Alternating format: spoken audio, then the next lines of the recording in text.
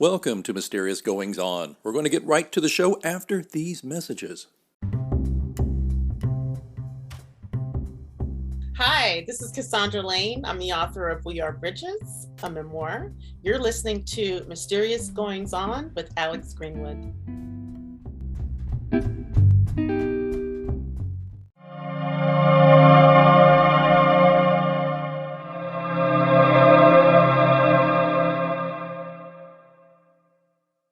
It was June of 2020 when we first welcomed today's guest to the show, and he was coming on to talk about his new book. And all you need is more love, and it did really well. It was the Caroline Street Press book, and it was just my pleasure to work with Bob on it and to have him on the show. And now we're welcoming Bob Hill back to Mysterious Goings On with the follow-up, which is Life is to be Celebrated, Selected Sermons and Messages for the 21st Century. And I've got plenty of questions for Bob, but first I'll let him say hello. Bob, welcome back to Mysterious Goings On. Hey, great to be with you. Always good to be with you, Alex. Love your show. Love what you do in media. Love how you take care of your clients and all the rest. But just, it's always, it's nice to hang out with interesting people that help you live life a lot better. And you're one of those people. Oh, you were very kind. Thank you. And I appreciate that. And it's funny because that's what you have done for 30 plus years. You're still doing today. I mean, you were a minister at Community Christian Church in Kansas City. By the way, folks, if you're not from Kansas City, it's one of the most elegant, incredible looking churches. It was a Frank Lloyd Wright design. It's just gorgeous. It's on the legendary Plaza area. Check it out. But Bob is now, you've used, I'll use the word because you've used the word. You're semi-retired. You're no longer, semi-retired. You're not, but you're still out there preaching the word, right?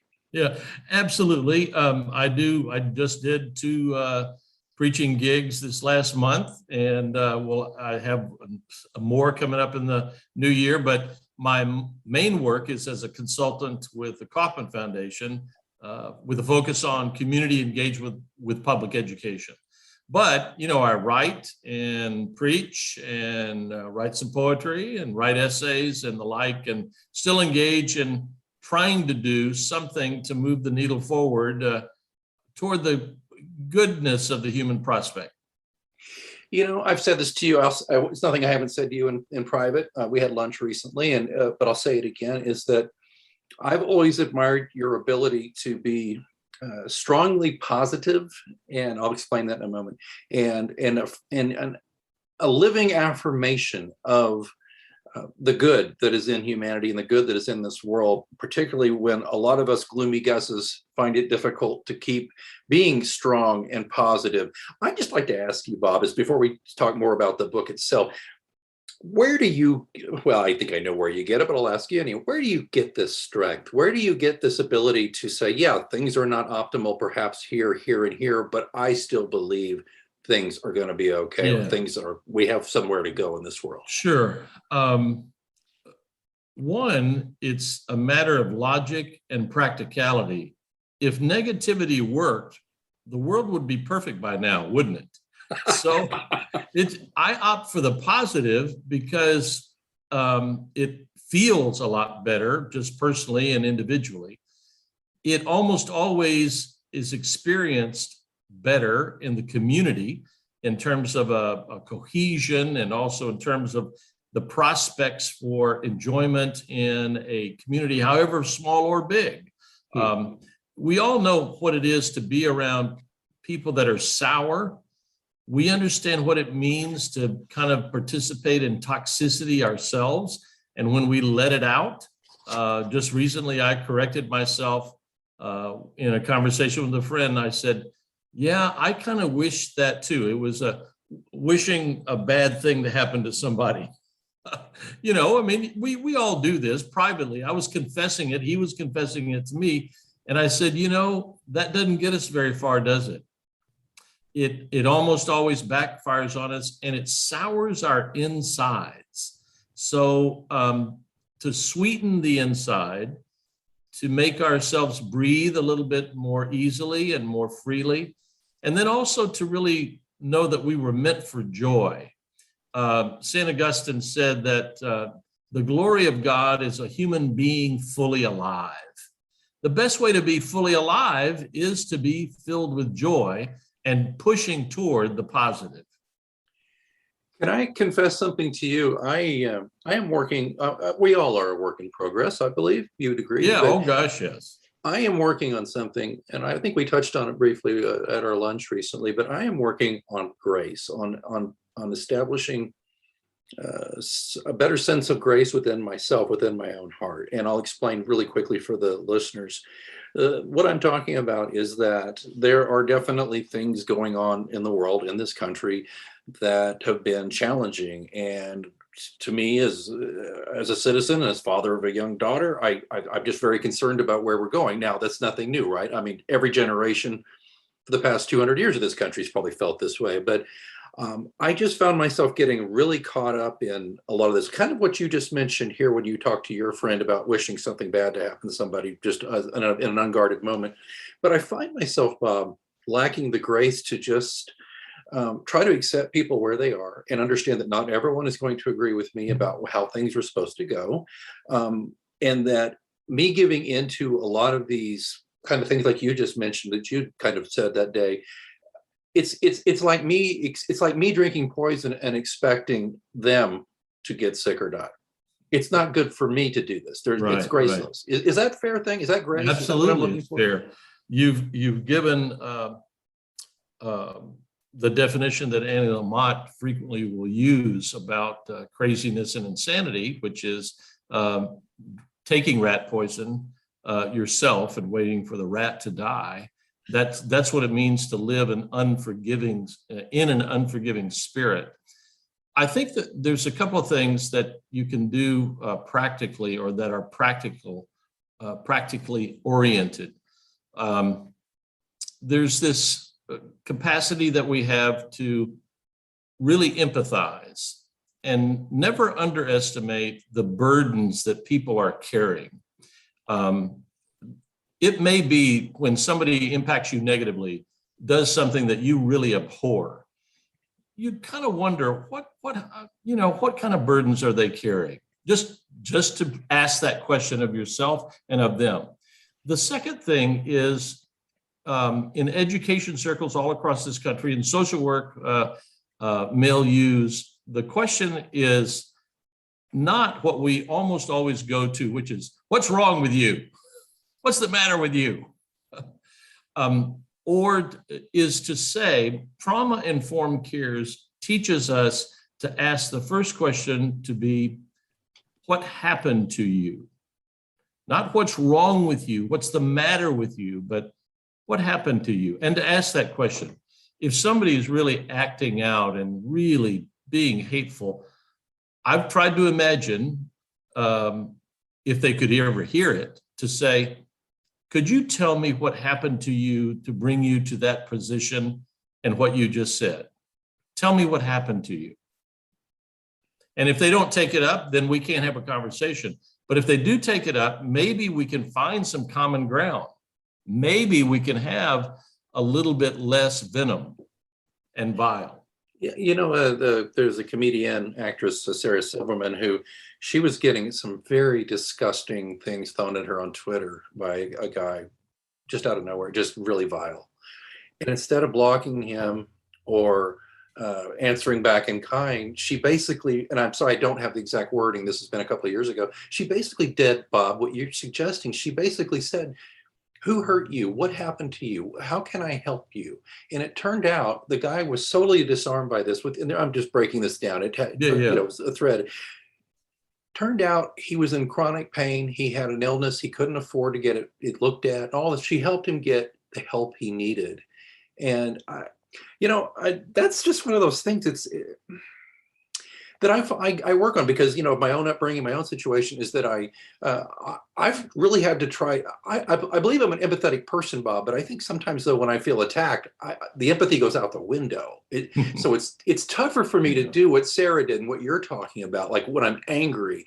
And the problem I'm running into with trying to be in a grace position here is that all the stuff that we get, all the inputs, right, from social media, news media, all this stuff, it activates me in a way that makes me sharp elbowed and unpleasant even to myself at times. And I just wonder, is it something I've got to practice? Yes, you have to practice. And one thing I would suggest that you practice is practicing an attitude of gratitude, literally saying thanks out loud. Now, I do it with the assumption that I'm speaking with God. I did it in the elevator this morning, coming up to my apartment, about the occasion for which I was grateful. And I just said, thank you. I've done it as I've been on the balcony looking over the Country Club Plaza and the beauty of the urban scene. Now, somebody else who doesn't like cities, who likes just countryside, they might not have as much gratitude as I do for that. I think it can be as shallow as saying thank you after a Chiefs win. We're very grateful that they won. but I think that it can be, if you regularly will discipline, if one will discipline oneself, when you look at your children, when you taste a piece of pecan pie, when you take another breath in the morning, when you get all that fur off your teeth, from brushing your teeth. Literally, it is the daily things. It is the ordinary days in which we can experience extraordinary times, which is one section of the new book that I have out in those collection of sermons. But not just trying to hawk the book, although one does not want people to neglect and boycott the book. We don't want that. Bob, don't worry. We're going to get to the book. It is a daily practice that in the last few years, I've begun to literally do those kinds of spiritual exercises out loud, saying thank you. Another one is when somebody asks me to pray for them, I almost always ask, you mean right now? You want me to do it right now verbally? I will do that. And I'm not hesitant. It's not just because I'm a professional Christian, which is what one definition of a clergy person is. No, it's a calling that I believe works. How does it work? In a mysterious way. Does it work? Yes. Does it work every time? I have no idea. But I do pray out loud when somebody asks me to pray, or if somebody on Facebook asks me, would you please pray for me? In a private message or even public, I said, I'll pray for you, holding you in my prayers right now. And then I will pray their name out loud right then. I believe it's a discipline that keeps me centered in some way that is beyond my comprehension. But I know at the end of the day, like George Nakashima said, you want to do your work in such a way that you can go to sleep at night with an honest face, that you've left it all on the field, that you've tried your best, that you've accentuated the positive. To quote not only a great song, but a great sermon by a person who became famous. So at any rate, those are some suggestions I would have, is to say your thanks out loud.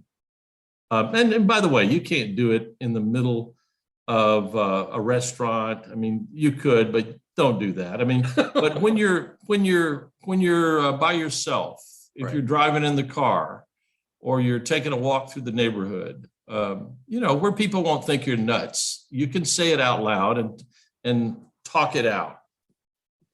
I was out on the banks of the Missouri River at English Landing Park this morning, doing some other work just to enjoy this wonderful weather. And I found myself, Bob, true story, thanking for this wonderful weather. I was thankful. I actually said out loud without even thinking, Bob, not in trying to practice what you're telling me to preach. It just came out. I just said, Lord, I love this weather. This is so great. Thank you. I said that.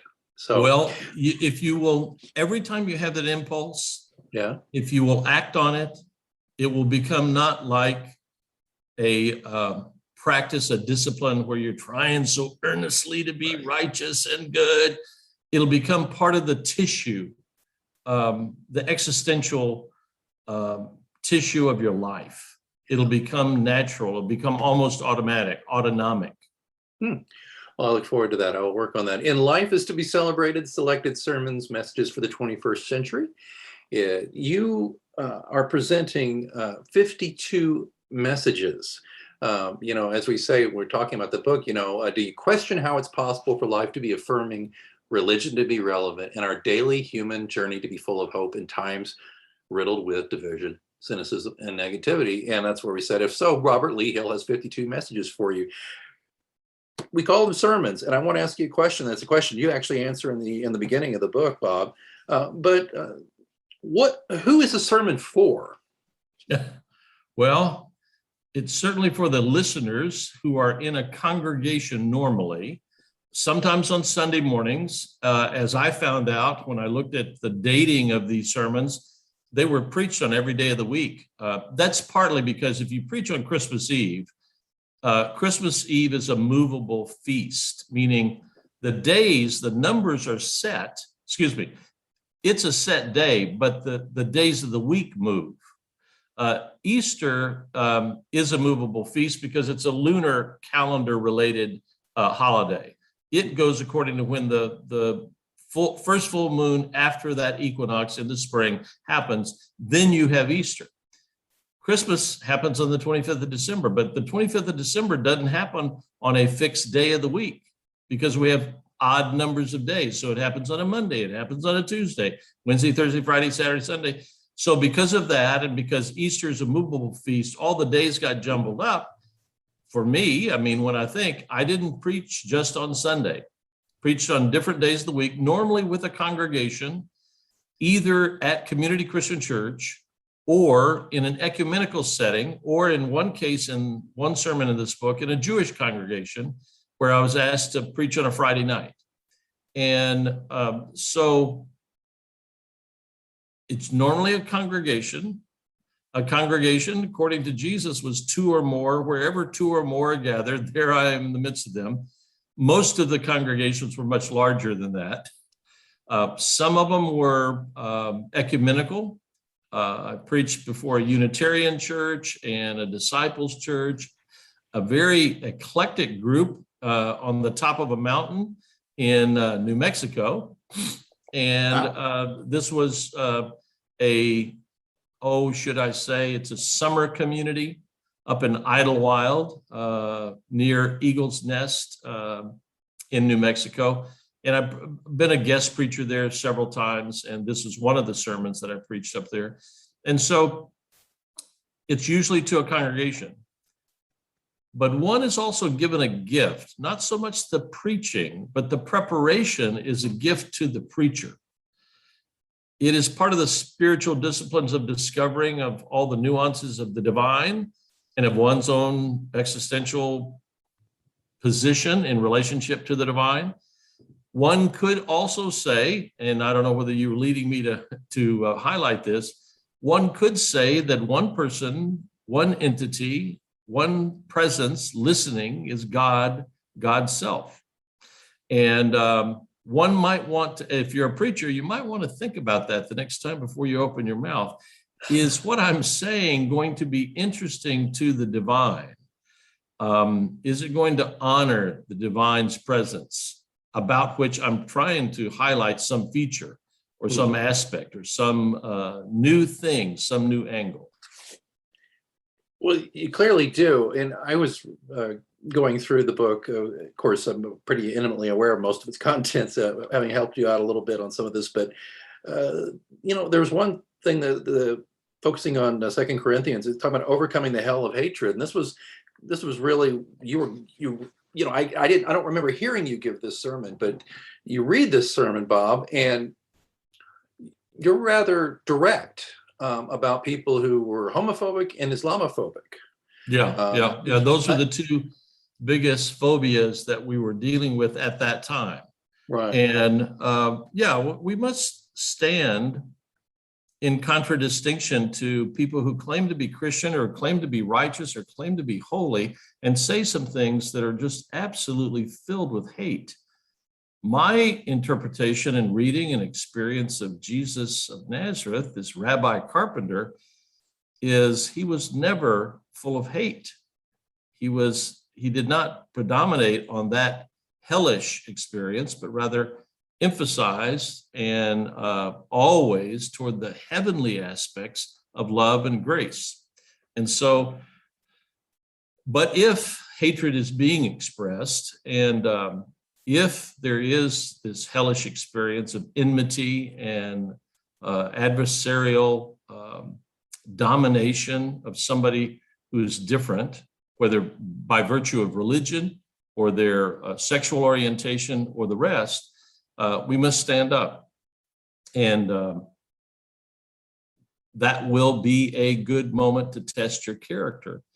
By the way, that goes back to that George Nakashima quote, to do our work in such a way, to stand up in such a way that we can go to sleep at night with an honest face, that we said who we were and we did not let hatred have its way in the world. We need more people. I'm not alone, and I've been inspired by people. I had a mentor who went to Selma and didn't know if he was going to have a job when he got back to his church. He did. They did not fire him, but he went to Selma to march with Dr. King. And if you have mentors like that, and you understand that from time to time you do lose some things, you lose some friends, you lose jobs, you lose some arguments, but you may win your life. And so that's what I would suggest. And you were part of Community Christian Church a while back, and you would have to talk with the rest of that community to say, how did it feel to be challenged, was your word, I think, or you were saying that I was rather blunt or forthright. After a while, I'm not sure they really called it bluntness. I think they just said, oh, that's the way he preaches. So the other thing is to not do it in a hateful way. You can be blunt, you can be straightforward. Yeah. But preaching that is done out of a core of love. The great prophets of the Old Testament, the Hebrew Bible, the 8th century prophets before the birth of Christ, before this common era of which we are now a part, 2 millennia, they loved the people. That's why they were so adamant, so on fire. Jeremiah said he had a fire shut up in his bones. Amos said, I hate, I loathe, I despise your feast and your ceremonies. Well, he did that because he loved the people so much. He didn't do it because he was trying to put them down. He was trying to call them to their best selves. Well, and you've got to get their attention, don't you? Yeah. Well, the other thing is, you don't preach that every Sunday. Right. You're going to drive them. You're going to drive people away if you do, right? Well, there's another sermon in there called "God Wants You to Laugh." I was just going there. Go. You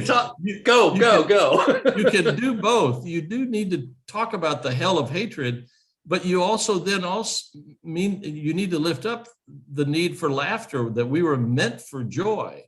The Psalm says, weeping may tarry for the night, but joy comes in the morning. And we need to, that's just not consolation. That's a oomph to say, get ready for the party. One of my heroes, a guy who writes about red letter Christians and was a great preacher himself, is Tony Campolo. Talks about the kingdom of God is a party. And one of his most famous declarations and proclamations is about that very thesis. So I'm in that camp. Get me to the party. I want to get there. Yeah, one of your more endearing words you use when you're excited about something, by the way. And again, you told me the other day, I'm from Texas, but not of Texas. But you say, giddy That's up. correct. Giddy up, that's right. Giddy up. And I mean, Yeah, that's giddy something up. you said. Yeah, you know, it's urgency, Right. but without being emergency oriented. It's urgency, but also, let's party on. Yeah, okay, I want to ask you on behalf of the people who are listening who may not be of faith. Sure. Now, when we talked about the sermon about hell earlier, you had alluded to that most of our conception of what hell is colored by Dante and Blake and those kinds of things. I want to ask you a two-part question first, and this is an easy one for you there, Reverend. What is hell actually? Hell is pretty much separation from that which is holy and good and righteous and loving. And that's a classical definition. It's separation, alienation from God. I was throwing in some definitions and synonyms for the experience of the divine, just so that there can be a hearing. Sometimes people say, if you talk about hell at all, then I will not listen to you talk about anything else. Well, I think that people have been to hell. They don't have to die. Yeah. They know what it is to be without food, to be evicted, to be without a job, to go through a divorce, to have the most precious person in their life contract cancer. They know what hell is all about. Absolutely. And so to honor that, we need to be sensitive to it and say, hang on there. Don't throw the whole engagement with the holy out because somebody is talking about hell. See how they're talking about it. And if they include in there to say, as one of my heroes, William Sloane Coffin, talks about how he's seen miracles. He's seen 6 packs of beer turned into furniture. When somebody decided to sober up and not drink, 3 6-packs every night, they had some money later for some furniture. That's no less a miracle than the loaves and the fishes transformation in the New Testament. I would argue that it's very similar, if not on the same plane. You talk to people who've been in recovery and been through the hell of addiction, or the families who have accompanied those who have been addicted, they can talk about hell immediately. And they can also talk about the heavenly experience that happens once somebody decides that they don't have power over that and that they have invited the serenity of the divine into their lives, so that they can accept some things about themselves and about life so they can move forward in a much more productive way. Yeah. So do you have, okay, and I appreciate this. And I grew up in a different tradition, religious tradition, where hell was very, very much the fire and the brimstone and all the thing. It was a major, eventually became kind of a turnoff for me because I didn't have it presented to me the way you just did. Sure. So it became very easy to turn my back on all of it. You already kind of alluded to people like that. I was one of those people. I'm not terribly original. So I was going to say, though, what do you say to people, though, who are like, hey, listen, Bob, you sound like a nice man and you're doing great works for our community, but I just don't feel called to God. I don't know if there is a God. It's just not for me. Is there any reason, one, for them to read your book, first of all, and two, if so, what might they find there? What I would suggest is read the book and read it however you want to read it, haphazardly, jumping around. But notice where some of the sermons are located in the book. There's a section about ordinary days and extraordinary times. There's another thing that talks about the 2 major festivals of the Christian calendar, which is Advent to Christmas and then Ashes to Easter. Those are the 2 high holiest days on the Christian calendar. Then check out the justice sermons. Some people who are very justice oriented think that religion these days has very little to say to that topic. I beg to differ and think that religion has a lot to say about justice. Check out 1 or 2 of those sermons. If you want to see what one preacher's take is on immigration, check out the sermon on entertaining angels from a text in the book of Hebrews in the New Testament. Show hospitality to strangers, for thereby some have entertained angels unawares. So check that one out. And then if you want to look at kind of some signature sermons of somebody who was in a pulpit for a long time and managed to stay in a pulpit, I often will tell people, they say, how long were you at Community? I said, I was there so long, people were sure I couldn't get another job, And so but I was privileged, I was graced to have met a moment and a history and a congregation that I fit in very well, and had a productive season of ministry there. And what I was going to say is check out those sermons, but then find a community of faith that could be to your liking. You don't know, give yourself a trial period of 3 or 4 months. Go church shopping, and by the way, everybody does it. Mm-hmm. And no one would be surprised if you drop in, because that's what people do these days, either online or in person, if it's appropriate for you to do that. And then check out and see if there's a word of hope that you receive in that experience, a word of hope that fills your tank a little bit more than it was before the experience. I used to resist the stereotype of a church or a religious community being a filling station where you went in to get gassed up in a good way with fuel for the living of your days. That's not too far off from really what happens. One goes to a religious community and has the experience and then can live more fulfillingly. One person came to Community one time, and they hadn't darkened the door of the church for a long time. I mean, they've been to some funerals, they've been in some weddings, etc. And then they adopted a baby. And then they got pregnant. That's not an uncommon experience for families that are trying to adopt. They got pregnant with their second child. And all of a sudden they showed up at church. And I asked Sarah, that's her name. I've gotten permission to tell her story. I won't say her last name, but one day I just said, Sarah, let me just ask you a question. I'm curious. You came and you stayed here at Community, but why did you come in the first place after being away from a religious community for so many years? And she goes, well, I just had to have somebody to thank. So out of gratitude for her children, she had to connect to a community and to a dimension of life that she felt was pretty much responsible for her being graced in a profoundly fundamental way that made all the difference in her life. And what do you have to lose, right? Check it. I mean, just to be very blunt about it, right? Just go check it. Yeah, you're talking about Pascal's wager. Philosophically, Pascal's wager was, well, kind of play like it's about God. And if it isn't, then you have nothing to lose. And if it is, oh, look at that. That, by the way, still has a little bit of what you've talked about earlier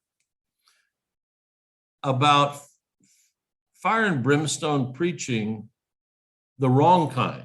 Yeah. The wrong kind of fire and brimstone, there's a right kind, but the wrong kind of fire and brimstone preaching predominates on hate and the supremacy of one particular sliver of an interpretation of a text or the world or life itself, and says, this must dominate, this must win. And that fear foundation is not Christian. It's not part of the Judeo-Christian heritage. Is fear of deity what we want to emphasize? That makes God into a monster. And so frequently people will say, I don't believe in that. I don't believe in God. And I often want to say, tell me what kind of God you don't believe in. I bet I don't believe in that kind of God either. I'm not original with that. Many pastors have said that and used that effectively. And I'm not using it as a trick. That's Right. a real, genuine engagement question. Right. To say, tell me the kind of God you don't believe in. I probably don't believe in that God either. Then we can talk about maybe a God we could believe in. You know, the Ronald J. Allen, professor of preaching and gospels and letters, emeritus Christian Theological Seminary in Indianapolis, in the foreword of this book says, if there were a hall of fame for preachers, Robert Lee Hill would certainly be included. These 52 sermons exhibit the best of contemporary preaching with respect to spirit, theological acuity, timeliness, concern for justice, human insight, homiletical variety, evocative language, and poetry. And I could not agree more. And I'm one of those people, by the way, Bob, who jumps around in this book. And the great thing about books by Bob Hill are that they don't go on your shelf.